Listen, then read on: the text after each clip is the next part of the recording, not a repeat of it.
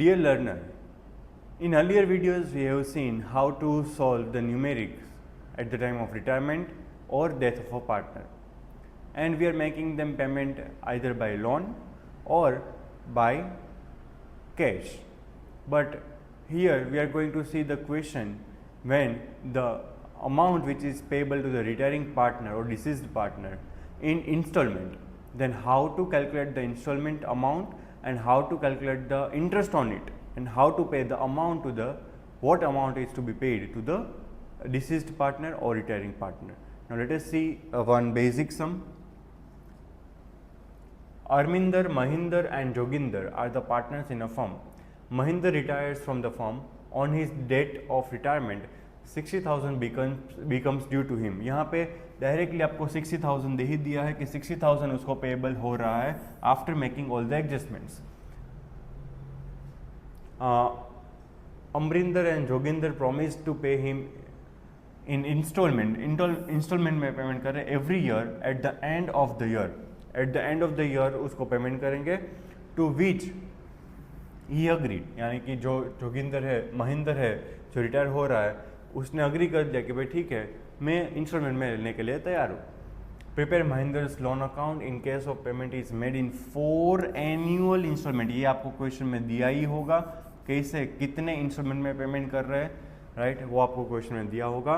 And interest rate भी यहाँ पे दिया हुआ है विच इज़ 12% पर एनम. अगर ये ना दिया होता 12% per annum, then we are supposed to calculate at the rate 6% per annum.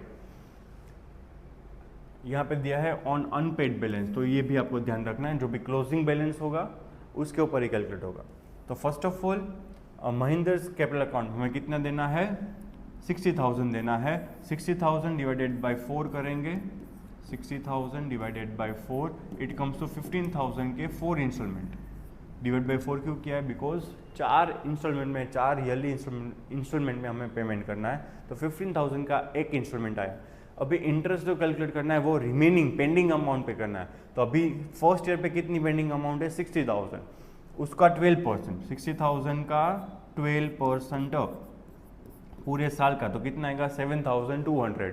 अभी वो ईयर पे हमें कितना पेमेंट करना पड़ेगा, 15,000 ईयर फर्स्ट पे हमें करना पड़ेगा 15,000 का इंस्टॉलमेंट प्रिंसिपल अमाउंट एंड 7,200 का इंटरेस्ट.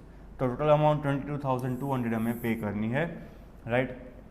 एंड उसके बाद बैलेंस बचेगी 45,000.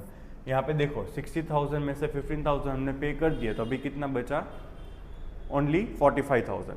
Now that 45,000 will become opening balance for the next year, and उसके ऊपर again 12% हमें कैलकुलेट करना है which is 5,400, and this 5,400 will be added to the principal amount and final payment is 20,400. 15,000 plus interest की amount 5,400, तो आ गया 15,000 plus 5,400, 20,400 हमने पे कर दिया.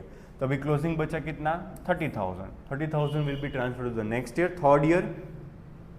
अभी 2 ईयर खत्म हो गए, 15,000 प्लस 15,000 30,000 पे हो गए, 30,000 पे करना बाकी है.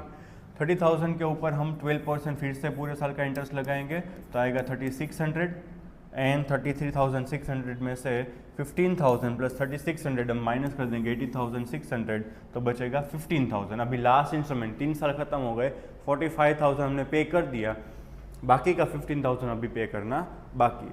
तो 15,000 यहाँ पे बिगनिंग में आएगा, ईयर बिगनिंग में, फोर्थ ईयर में, उसका हमें करना है 12%, तो आएगा 1,800. और 1,800 हमें ऐड करना है 15,000 प्लस 1,800, तो 16,800 टोटल पेमेंट होगा. बाद में अभी कुछ क्लोजिंग बैलेंस बचेगी नहीं, सारी की सारी 4 इंस्टॉलमेंट में विथ इंटरेस्ट हमने पेमेंट कर दिया. So by this way you are suppose to prepare the loan account of retiring partner or deceased partner. Thank you.